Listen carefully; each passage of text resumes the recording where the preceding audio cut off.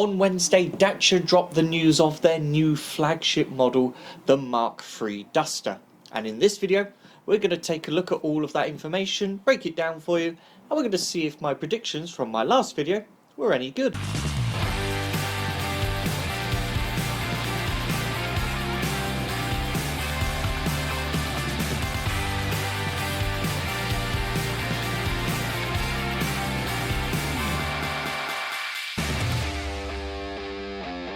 Yes, Dacia on Wednesday dropped the covers of their all-new Duster model. Now, if you don't want to hear me rabbiting on about the car and you just want to go and look at some pretty videos of it, click up here and that will take you straight over to the B-roll. But if you want to know the details of what's coming, then stay tuned. Starting with the design, we anticipated a big departure from the outgoing model, and we weren't wrong, with a lot of the styling cues taken from the Bigster concept released a couple of years ago. It features big chunky wheel arches with massive front and rear bumpers and huge skid plates made out of a material called Starkle. It's a pre-processed polypropylene material that contains 20% recycled plastic. There's also Y-shaped front and rear LED lights, and they've also got the door handles for the rear integrated, much like they do on Renault models. So far, so much as we expected. However, the inside is very different and something we didn't see coming. Sharing almost nothing with the existing Dacia lineup, the new interior features a new rugged dashboard with Y-shaped door cards and air vents, USB-C charging ports, a wireless phone charger, and physical heating controls connected to a new 10.1-inch infotainment display, which also features Apple CarPlay and Android Auto wirelessly. This is then backed up by a new steering wheel design and a 7-inch digital driver's display. There's also a new feature called Youclip, and it's not to be confused with what we're doing here on YouTube.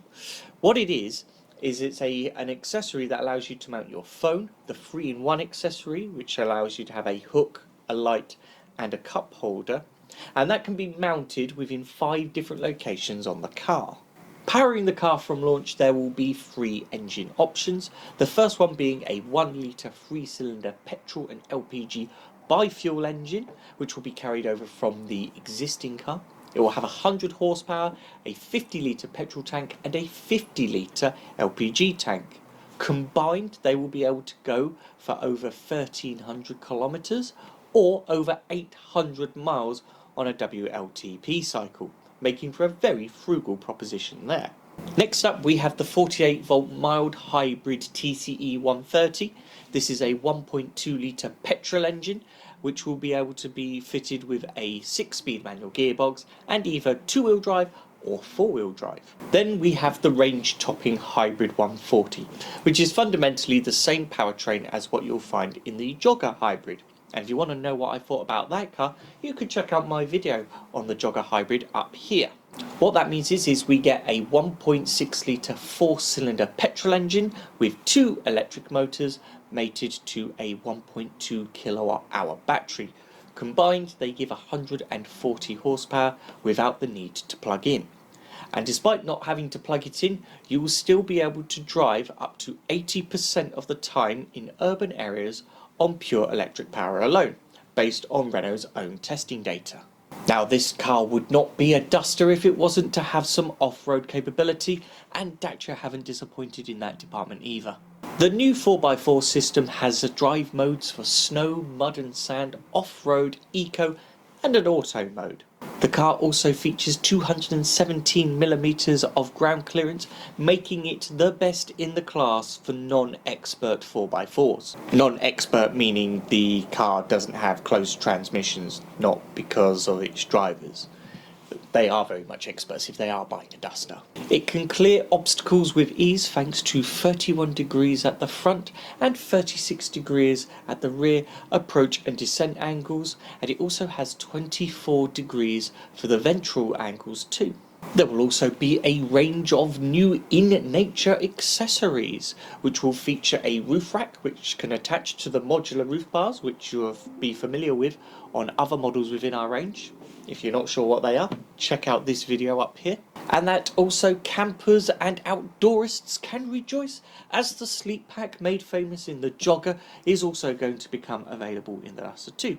Again, I've made a video on that and you can check that out up here too. At launch there will be 4 trim levels: Essential, which will be the start of the range, Expression in the middle, and then at the top of the range you'll have either Journey or Extreme, and they will vary slightly depending on the use case you have for it, with Journey featuring more for urban areas and Extreme for those who want to get closer to nature. Pricing for these models hasn't been announced yet, but we are told to expect the entry-level Essential trim to start somewhere just over £17,000.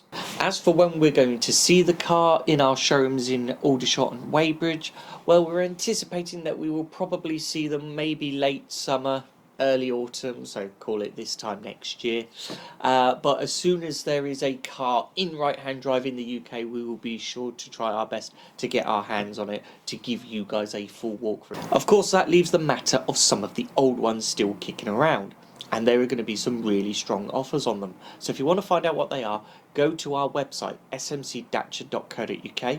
There you'll also be able to find out details about where you can buy one from either our Weybridge or Aldershot branches. And of course we'll post the latest news there as well.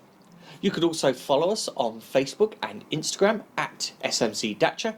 We're also on LinkedIn, TikTok and X at SMC Motor Group.